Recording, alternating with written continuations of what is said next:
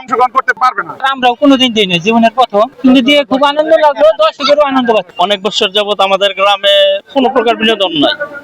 প্রায় 17 বছর আমাদের গ্রামে যাকে নিয়ে আনন্দ উল্লাস, যে পরিবার, ও পরিবারের সবচাইতে বড় যে অ্যাডভোকেট আব্দুল সালাম পিন্টু দীর্ঘদিন জেলে থাকার কারণে আমাদের গ্রামে ওরকম কোনো আনন্দ উল্লাস বা কোনো আয়োজনই হয় না। জাস্ট এই উদ্দেশ্যই এই একটাই যে আমাদের গ্রামের লোক আনন্দ উল্লাস করবে, সামনে এর চেয়ে আরো অন্য কিছু আর আসবে আশা করি।